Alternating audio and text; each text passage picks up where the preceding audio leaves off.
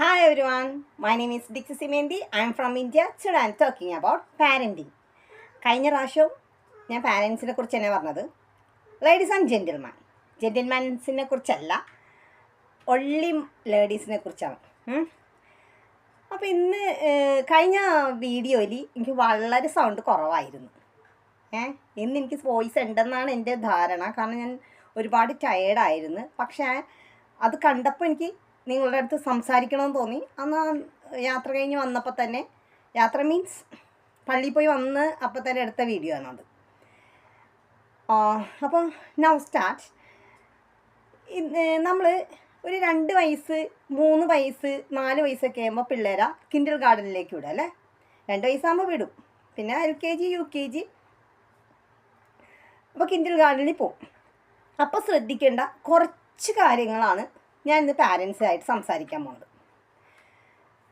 First of all,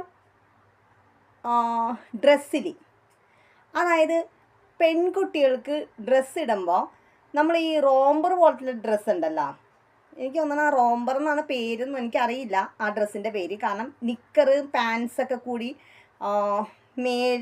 മേൽ touch ചെയ്ത്, അതായത് നിക്കറായിരിക്കും, പിന്നെ അതൊരു ഷോൾഡറിൽ കൂടി ഇട്ട് അങ്ങനെയുള്ളൊരു ഡ്രസ്സ്. അങ്ങനെയുള്ള ഡ്രസ്സ് നിങ്ങൾ അതൊക്കെ ഇടുമ്പോൾ പിള്ളേരെ കാണാനൊക്കെ നല്ല ഭംഗിയാണ്, അല്ലെങ്കിൽ പിള്ളേരെ കാണാൻ നല്ല ചന്തമാണ്.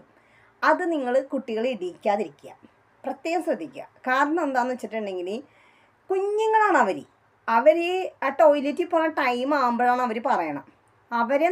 അവരാ ഈ ആൻറ്റിമാരെടുത്ത് വാഷ്റൂമിൽ കൊണ്ടുപോയി ചെല്ലുമ്പോഴത്തേക്കും അവർ യൂറിൻ പാസ് ചെയ്തിട്ടുണ്ടാവും, പിന്നെ അവരെ വഴക്കുറഞ്ഞിട്ട് കാര്യമില്ല. അപ്പോൾ നമ്മൾ പാരൻസ് അത് ശ്രദ്ധിക്കണം.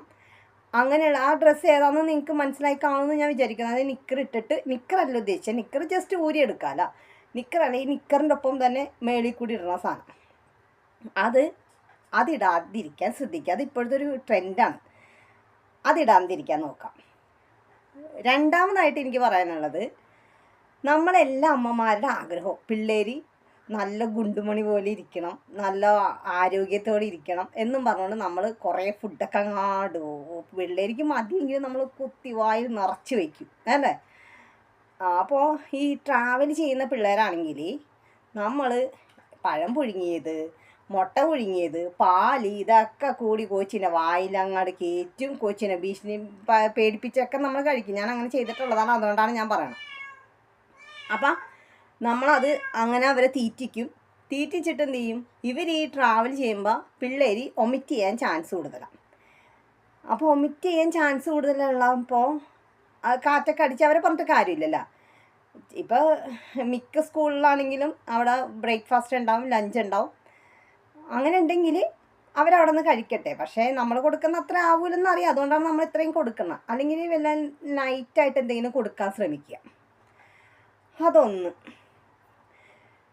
അങ്ങനെ അവരെ ഭക്ഷണ കാര്യത്തിൽ പ്രത്യേകം നോക്കണം. കാരണം അവരെ ഒമിറ്റ് ചെയ്യുക, പിന്നെ അവർക്ക് കോൺസെൻട്രേറ്റ് ചെയ്യാൻ പറ്റില്ല ക്ലാസ്സിലിരുന്ന് എന്താ പഠിപ്പിക്കണം. അവർ ടയേർഡായി പോവും. നമ്മൾ തന്നെ ഒമിറ്റ് ചെയ്യുമ്പോൾ അറിയാമല്ലോ, ടയേർഡായി പോകാൻ ചാൻസ് ഉണ്ട്. പിന്നെ മൂന്നാമതായിട്ട് എനിക്ക് പറയാനുള്ളത്, അവരുടെ ഷൂസ് ഇല്ലേ, ഷൂസ് ഒത്തിരി പേരുണ്ടാവും ക്ലാസ്സിൽ, ഒരു 10, 25, 45 പേരുണ്ടാവും തോന്നല്ലേ ഒരു ക്ലാസ്സിൽ. അപ്പോൾ ഈ എല്ലാവരുടെയും ഷൂസ് ഇടിക്കാനായിട്ട് ടീച്ചറിനും അവിടെയുള്ള സ്റ്റാഫിനും പറ്റത്തില്ല. ഓരോ കുട്ടീനെ ഇടണം, അപ്പോഴത്തേക്കും എല്ലാ കുട്ടീനെ ഇട്ട് വരുമ്പോഴത്തേക്കും ബെല്ലടിക്കും. അപ്പോൾ നിങ്ങൾ കൊച്ചിന് കൊച്ച് ഊരിയിട്ട് തനിയെ ഇടാൻ പറ്റുന്ന ചെരുപ്പ് വേണം ഇട്ട് കൊടുക്കാനായിട്ട്. അത് മൂന്നാമത്തെ കാര്യം. നിങ്ങൾ ശ്രദ്ധിക്കണം, അമ്മമാരത് ശ്രദ്ധിക്കണം. ഏത് ചെരുപ്പാണ് ഇട്ട് കൊടുക്കണത്, അതെൻ്റെ കൊച്ചിന് ഇടാൻ പറ്റുന്നുണ്ടോ എന്ന് നമ്മൾ വീട്ടിൽ നിന്ന് ചെക്ക് ചെയ്യണം. നമ്മൾക്ക് കൊച്ച് നല്ല ടിപ്പ് ടോപ്പിൽ നല്ല സുന്ദരക്കുട്ടനും സുന്ദരക്കുട്ടപ്പിയായിട്ടൊക്കെ നമ്മൾ പറഞ്ഞു വിടും. പക്ഷേ അവിടെ ചെന്ന് കഴിയുമ്പോൾ കൊച്ച് ഷൂസ് ഊരിക്കഴിഞ്ഞ് കൊച്ചിന് ഇടാൻ പറ്റണ്ടെന്ന് നിങ്ങളത് ചെക്ക് ചെയ്യണം. പിന്നെ അഞ്ചാമതായിട്ട് പറയാനുള്ളത്, ഇപ്പം 4 പറഞ്ഞല്ലേ, അഞ്ചാമതായിട്ട് പറയാനുള്ളത്, അവരുടെ അടുത്ത് അവർ കുഞ്ഞുങ്ങളാണ്, അവർ കുഞ്ഞുങ്ങളാണ്. അവരുടെ അടുത്ത് നിങ്ങൾ അവിടെ ചെന്ന് വാഷ്റൂമിൽ ടോയ്ലറ്റിലൊക്കെ പോയി കഴിഞ്ഞാൽ ഈ ചില സൊസൈറ്റി അമ്മമാരുണ്ടല്ലോ, അവർക്ക് ഭയങ്കര കുറച്ചില്ല. അവരെന്ത് ചെയ്യും, കൊച്ചുങ്ങളാ വീട്ടിലിരുന്നേ ഭീഷണിപ്പെടുത്തും. നിങ്ങൾ അവിടെ പോയിട്ട് ടോയ്ലറ്റിൽ പോകണമെന്ന് പറയരുത്, ഇവിടെ നിന്ന് തന്നെ പോയിക്കൊള്ളണം, അവിടെ പോയിട്ട് പോകരുത് എന്നൊക്കെ പറയും. അവർക്ക് ആവശ്യമുള്ളപ്പോൾ അവർ പോട്ടെ. അപ്പോൾ നിങ്ങളെന്ത് അവർ വിചാരിക്കും അതെന്തോ വലിയ തെറ്റാണെന്ന് കരുതിയിട്ട് അവർ സ്കൂളിൽ ചെന്നിരുന്നിട്ട് അവർക്ക് ടോയ്ലറ്റിൽ പോകാനും മുട്ടും, അവരിരുന്ന് കരച്ചിലായിരിക്കും. കാരണം എന്തോ വലിയ തെറ്റാണെന്നാണ് കുഞ്ഞു പിള്ളേർ, അവരെന്ത് പറയാനാ. അപ്പോൾ അങ്ങനെ അവർ നിങ്ങൾ ബ്രെയിൻ വാഷ് ചെയ്ത് അങ്ങനെയൊന്നും ചെയ്യണ്ട.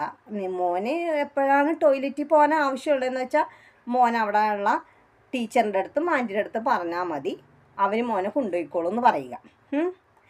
ഇനി ആറാമതായിട്ട് പറയാനുള്ളത് എന്താണെന്ന് വെച്ചിട്ടുണ്ടെങ്കിൽ, നിങ്ങൾ വന്നു കഴിയുമ്പോൾ കുട്ടികളുടെ ബാഗ് ഒന്ന് ചെക്ക് ചെയ്യണം. കാരണം അതിനകത്ത് ചിലപ്പോൾ അവർ ഒമിറ്റ് ചെയ്ത ഡ്രസ്സുകളുണ്ടാവാം, ഷൂസിൽ ചിലപ്പോൾ ഒമിറ്റ് ചെയ്തിട്ടുണ്ടാവാം, ടവലുകളുണ്ടാവും. മെയ്ഡ് ഉണ്ടെങ്കിൽ, സെർവൻസ് ഉണ്ടെങ്കിൽ അവരോട് പറഞ്ഞ് ആ ബാഗൊക്കെ ഒന്ന് ചെക്ക് ചെയ്യാൻ നോക്കുക. ടവലിൽ ചിലപ്പോൾ ഒമിറ്റ് ചെയ്തതൊക്കെ തുടച്ച് വെച്ചിട്ടുണ്ടാവാം. അപ്പോൾ അതൊക്കെ ഒന്ന് ചെക്ക് ചെയ്യാൻ നോക്കുക. ഇപ്പം നമ്മൾ ഡ്രസ്സിൻ്റെ കാര്യം പറഞ്ഞു, ചെരുപ്പിൻ്റെ കാര്യം പറഞ്ഞു, ഫുഡിൻ്റെ കാര്യം പറഞ്ഞു, ടോയ്ലറ്റിൽ പോകുമ്പോൾ ശ്രദ്ധിക്കണ കേസ് പറഞ്ഞു അല്ലേ. അപ്പോൾ അവരെ എന്താ പറയണേ, നമ്മളത് പിന്നെ വേറൊരു കാര്യം പറയാനുള്ളത് ഉറക്കം. പിള്ളേർ നമ്മൾ മൊബൈലിൽ നോക്കിയിരിക്കും, നമ്മുടെ ഹസ്ബൻഡ് മൊബൈലിൽ നോക്കിയിരിക്കും, പിള്ളേർ ഉറങ്ങത്തില്ല. നമ്മൾ കൂടെ കിടന്ന് ഉറങ്ങുമ്പോൾ അവർ ഉറങ്ങത്തുള്ളൂ. എൻ്റെ പിള്ളേരൊക്കെ ശരിക്കും പറഞ്ഞല്ലേ 8:30-9 മണിക്ക് അവർ കിടന്നുറങ്ങും. പിള്ളേർ ഇങ്ങനെ ഇതേവരെയും ഉറങ്ങണ ബുദ്ധിമുട്ട് എൻ്റെ പിള്ളേർക്ക് ഉണ്ടായിട്ടില്ല. കാരണം എന്താ, ഞാൻ 8:30 ഉറങ്ങുന്ന വ്യക്തിയാണ്. ഞാൻ 8:30 ഉറങ്ങും. 8:30 അല്ല 9 മണിക്ക് ഞാൻ കിടന്നുറങ്ങും. അത് ചെറുപ്പം മുതൽ അങ്ങനെയാണ്. കെട്ടിച്ചെന്ന വീട്ടിലും അവർ 9 മണിക്ക് കിടന്നുറങ്ങും. അവരും അങ്ങനെ ലേറ്റായി കിടക്കണ ആൾക്കല്ല. അടുത്ത വീട്ടിൽ എന്തെന്നാണ് ആ അപ്പൂപ്പം മരിച്ചിട്ട് പോലും ഞങ്ങളറിഞ്ഞില്ല. ഞങ്ങൾ നേരം വെളുത്ത് നോക്കുമ്പോൾ നിങ്ങളറിഞ്ഞില്ലേ ഇവിടെ എന്തൊരു കരച്ചിലായിരുന്നു. ഞങ്ങൾ 9 മണിയായപ്പോൾ കിടന്ന് 10 മണിയായപ്പോഴാണ് ആ അപ്പൂപ്പം മരിച്ചത്. ഭയങ്കര നോലോളിയൊക്കെ ആയിരുന്നു. എന്ന് പറഞ്ഞാൽ എൻ്റെ പിള്ളേർ അങ്ങനെ 8:30 ഉറങ്ങും. അപ്പോൾ എന്ന് പറഞ്ഞ പോലെ എന്താ സംഭവം എന്ന് പറഞ്ഞിട്ടുണ്ടെങ്കിൽ, പിള്ളേർ ഉറങ്ങില്ല ഈ മൊബൈലിൻ്റെ വെളിച്ചം കണ്ട. നമ്മൾ അവരും കൂടി ശ്രദ്ധിക്കണം, കൺസിഡർ ചെയ്യണം. അപ്പോൾ നമ്മൾ മൊബൈലിരിക്കും, ഹസ്ബൻഡ് മൊബൈലിരിക്കും, പിള്ളേർ ഉറങ്ങത്തില്ല. എന്നിട്ട് അവരെ പറഞ്ഞിട്ട് വലിയ കാര്യമുണ്ടോ? പിള്ളേർ ഇങ്ങനെ കണ്ണും തുറന്നിരിക്കും. അപ്പോൾ എന്ത് ചെയ്യണം, പിള്ളേരെ നേരത്തെ കിടത്തി ഉറക്കുക. അവർ 8 മണിക്കൂർ കൂടുതൽ ടൈം ഉറങ്ങേണ്ട കുട്ടികളാണ് അവർ കിടന്ന് ഉറങ്ങട്ടെ. അവരെ നന്നായിട്ട് ഉറങ്ങാൻ ശീലിപ്പിക്കുക. അല്ലെങ്കിൽ അവർ ക്ലാസ്സിൽ വന്ന് ആഹാരത്തിൻ്റെ മുന്നിലിരുന്നൊക്കെ ഉറങ്ങാൻ നോക്കും.